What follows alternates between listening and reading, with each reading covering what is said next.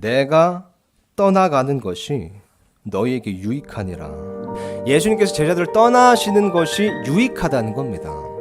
예수님 없으면 아무것도 할 수 없는데 어떻게 예수님께서 제자를 떠나시는 것이 유익할 수가 있습니까, 여러분? 다음 보니까 그 이유를 밝히시죠. 내가 떠나가지 아니하면 위로자께서 너희에게 오지 아니하시리라. 그러나 내가 떠나면 내가 그분을 너희에게 보내리니. 그러니까 즉 예수님께서 지금 말씀하시기를요, 내가 너희를 떠나는 것이 너에게 유익이 되는 까닭은 내가 너희를 떠나야 위로자께서 너에게 오실 것이기 때문이라. 위로자, 그죠? 곧 성령님을 약속하신 겁니다. 성령님께서 너희와 함께 거하시며 또 너희 속에 계실 것이기 때문이라. 그리고 성경에 보면요, 이 성령님께서 우리 안에 계시면서요, 그냥 뭐 돗자리를 펴고 빈둥거리시는 게 아닙니다. 성경에 보면요, 성령님께서 우리 안에 계시면서 부지런히 활동하시고 역사하신다고 쓰여 있습니다. 우리 안에 계시면서 성령님께서는요, 그렇게 활동하시는 겁니다. 역사하고자 하시는 겁니다. 우리를 변화시키시고 우리를 사용하시고 우리를 이끄시고 우리를 인도하시고 우리를 예수님을 위한 증인이 되게 하시는 겁니다. 이 모든 게 여러분 다 성령님의 사역이고 성령님의 활동인 겁니다. 그래서 예수님께서 말씀하시기를 내가 떠나는 것이 너에게 유익이니라. 내가 떠나는 것이, 그래서 성령님께서 너에게 임하시고 너희 안에 사시는 것이 너에게 유익이니라.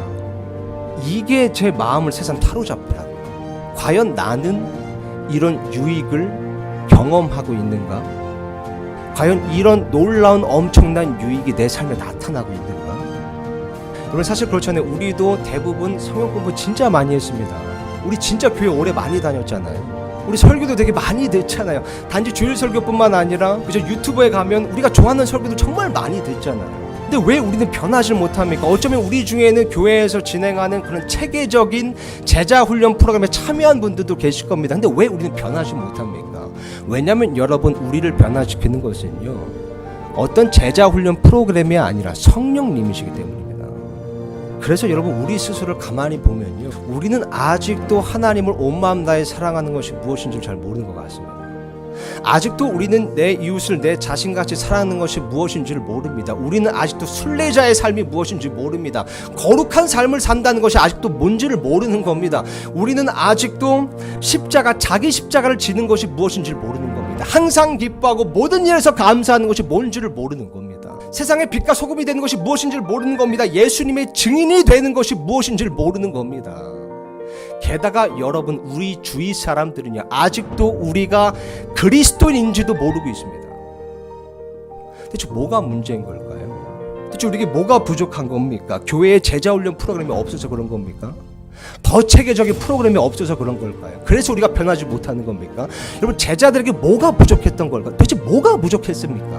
뭐가 부족했는지는 모르겠지만 분명한 것은요, 예수님의 말씀이 정확히 맞았다는 겁니다. 예수님께서 그들을 떠나시고요, 성령님께서 그들 안에 오시니까요, 그들에게 엄청난 영적 유익과 변화가 생겼습니다. 모든 변화와 유익은요, 이 구절에서 시작합니다. 사도행전 2장 말씀 보면요, 그들이 다 성령님으로 충만하여. 2장에서 아시다시피 성령 강림 사건이 났습니다. 예수님께서 승천하시고 오순절에 성령님께서 오신 겁니다. 그들 안에 이제 거하시기 시작하신 겁니다. 그래서 그들이 그 성령님으로 충만하게 된 겁니다. 이때부터 여러분, 이들이 변하기 시작했습니다. 그들이 성령님으로 충만하게 돼서 성령님께서 그들 안에서 마음껏 활동하시고 마음껏 역사하기 시작하시니까요, 그들이 변하고 그들을 통해 세상이 변하기 시작한 겁니다. 이게 바로 여러분 예수님께서 말씀하신 그 유익이었습니다. 질문은 이렇습니다. 여러분, 그 성령님께서 여러분 안에서도 역사하십니까? 그 엄청난 유익이 여러분의 삶 가운데서도 여러분 안에서 나타나고 있습니까? 솔직히 여러분, 얼마나 많은 그리스도인들이요, 이 성령님의 내주하심을 망각한 채 살아가고 있습니까? 솔직히 여러분, 우리는요, 우리 안에 내주하신 그 하나님의 영께서 내주하시는데, 그분이 우리 안에서 슬퍼하시든 말든 억눌려 계시든 말든 우리는 솔직히 말하면 관심조차 없습니다. 더 심하게 말하면 우리 눈길조차 주지 않습니다. 우리는 성령 충만을 갈망하지 않습니다. 성령 충만을 간구하지 않습니다. 성령님께 통제권을 양보하지 않습니다. 그러니 성령님의 유익이 우리 삶에 나타나지 않는 겁니다. 우리가 사는 이 시대요, 예수님께서 떠나시고 성령님께서 임하신 이 시대에는요, 성령님 없으면 우리가 아무것도 할 수 없습니다. 그래서 사무엘 체드윅이 이렇게 얘기했습니다. 성령 없는 기독교는 소망도 없다. 그럼에도 불구하고 우리는 역시 성령 충만 없이 너무나 많은 것들을 행하고 있습니다. 성경 공부요, 우리 성령 충만 없이 성경 공부를 합니다. 그러니까 그 지식으로 자꾸 우쭐대고 남을 정죄하고 판단하는 겁니다. 우리는 성령 충만 없이 교회 봉사를 합니다. 교회 사역을 합니다. 성령 충만 없이요. 그러니까 자꾸 지치고 늘어지는 겁니다.